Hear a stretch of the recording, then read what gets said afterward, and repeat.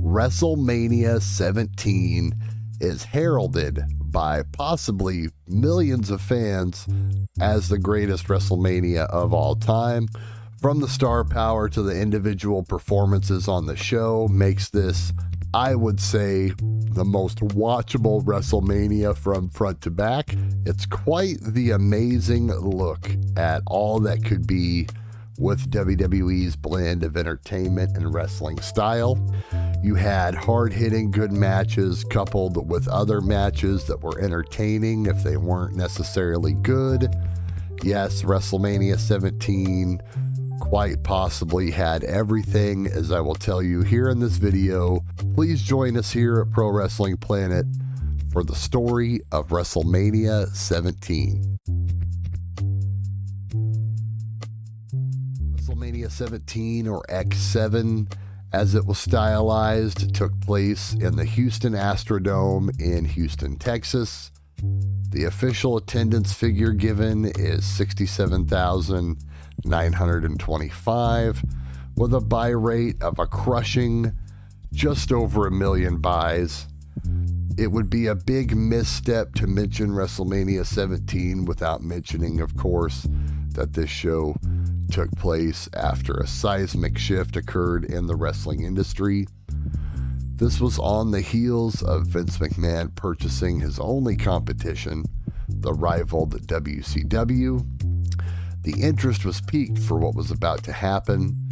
Many were banking on this being the first time we could possibly see huge WCW superstars like Sting and Bill Goldberg, possibly some familiar faces, maybe even Hulk Hogan, maybe Lex Luger would show up. None of that happened though. Instead, we had a few WCW mid-card guys sit way up in a luxury box and watch the show with good old Shane McMahon. Ah yes, Shane McMahon would once again be a pivotal portion of the WrestleMania storyline, as Shane was continuing his everlasting feud with his father, this time having raised the ire of the old man by purchasing WCW out from under him, and that's in storyline purposes, of course. But this would lead to a match between the two, but I'll get to that just a little bit later on. WrestleMania 17 as a show itself kicks off with Chris Jericho defeating William Regal. This match had a funny little backstory about Jericho peeing in Regal's tea. Therefore, they needed to settle this issue in the ring. This match was an Intercontinental title defense by Jericho. Jericho and Regal, of course, as solid as ever, was a great match to set the pace of the show. This was followed up by a 6-man tag team match where Taz teamed with the APA and defeated the Right to Censor group. This match was nice and quick and was quite literally the best payoff you could get to over a year of having to hear that annoying entrance music. After that, we were treated to a good old-fashioned brawl everywhere hardcore match. This was a triple threat with Kane, Big Show, and Raven. There's all sorts of great spots in this match, and really kudos to a guy like Raven being thrown in there with a couple of giants whose primary style is not necessarily hardcore wrestling. Eddie Guerrero then pinned Test for the European title. This could quite possibly be the best match that Test ever wrestled. This is one that goes on the all-time resume for Guerrero. Also a key part being here that they kept it pretty short at about 8 minutes. Time was saved, however, for Kurt Angle and Chris Benoit that followed. The year prior, these two were involved in a great triple threat match, and naturally they had a great chemistry in the ring as two true students of the game. And if you can watch Benoit matches nowadays and enjoy them, this one is pretty darn good. We then get the women's title match where Chyna defeated Ivory of Right to Censor. This would sadly be Chyna's final WrestleMania match. And as I mentioned earlier, the Battle of the McMahons took place between Vince and Shane McMahon.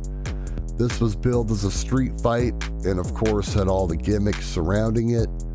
Another backdrop of the story is Vince McMahon was diddling Trish Stratus on the side, and he had Linda McMahon drugged up in a coma. Shane takes his mother's side and Stephanie takes her dad's side, and throw in Mick Foley as a special referee of it all, and you've got quite the situational setup. Shane McMahon defeats Vince. Linda miraculously exits the coma, and all is right in the world, at least for that moment. From there, we get a repeat of the year prior's triple threat tag team match, which was now branded officially the Tables, Ladders, and Chairs match. A rematch had been done at SummerSlam the year prior, and this would mark the third big match in the series. And going into this, there was definitely a lot of thinking that these guys could top what they had done in their previous matches. But in some ways, I think this one may be the best of the first three. I don't know. Let me know what you think down in the comments. The next match was a true marvel as the one and only gimmick battle royal. Someone had the grand idea to bring back all the colorful, funny gimmicks of the last 10 years or so, put them into a battle royal. Iron Sheik ended up winning this because he had an amazing strategy of getting to the ring as late as possible so he could just dominate. And to top it all off, we got Gene Okerlund and Bobby Heenan to do commentary. And this was the last match that Heenan would ever commentate for the WWE, sadly. There's a lot of lasts like this on this show. That takes us to the top of the card where we essentially got a double main event. This would be the first ever big build to a Triple H and Undertaker match at WrestleMania. And this was pretty darn good as well. Went close to 20 minutes. And this would actually be a precursor of sorts to what would end up being their classic battles at WrestleManias that would take place some 10 years or so into the future. And yes, of course, the main event took us to yet another classic encounter between Stone Cold Steve Austin and The Rock. This one, for all intents and purposes, is probably the most memorable and best match between the two you can find, hands down. And unlike their previous encounter at WrestleMania 15, where Rock was the clear heel and Stone Cold was the clear babyface, The Rock's popularity had grown immensely since that time. Also, though, the Texas crowd was somewhat split down the middle, I would say, with a portion over more than likely leaning on Austin, since Austin was a Texan after all. Mysteriously, at the beginning of the match, it was announced that the match was changed to a no disqualification match, and The Rock worked like a heel for the first portion of the match. But then it became very, very clear.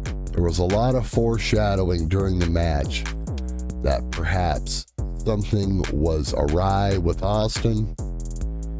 Austin seemed desperate to win the match, pulling out all the stops.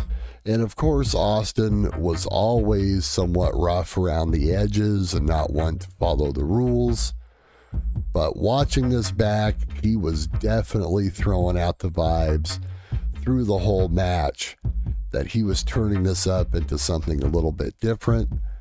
There was also a real nice touch in there where Austin slips on the $1 Million Dream, which he hadn't used since he was a heel as the ringmaster when he first got in to the WWE. Shortly thereafter, Vince McMahon makes his way down to the ring, and after scouting the match out for a while, Vince McMahon makes it inherently clear that he is there to help Stone Cold Steve Austin gain the victory and win the WWF Championship back from The Rock. After help from Vince McMahon and Stone Cold going completely ballistic with the chair onto The Rock, Stone Cold was declared the victor of the match. And at the conclusion, the thousands in attendance were treated to Stone Cold and Vince McMahon having Austin's standard beer celebration as we waited and waited for what felt like an eternity for Stone Cold to eventually give the boss the stunner. But that in fact never did happen, and this ushered in a Steve Austin heel turn, which didn't last long, but that's another story for another day. This show, if you're going to go back and watch any WrestleMania from any era, I urge you, let this be the first one. The first one you would show your friends, your mom, anybody. All that good stuff. It is just that dang good of a show. Now, if you have seen it, go back and watch it again. Let me know down in the comments what your favorite match from WrestleMania 17 is. My personal favorite is probably the Gimmick Battle Royal. Then again, the main event was pretty epic, so it's kind of a toss-up for me. As far as a real match goes, it's the main event, but just for pure enjoyment purposes, I'll go with the Gimmick Battle Royal. That is all for now. We definitely hope you enjoyed the video. We want to thank you very much for watching. Please subscribe so you can join us here on Pro Wrestling Planet.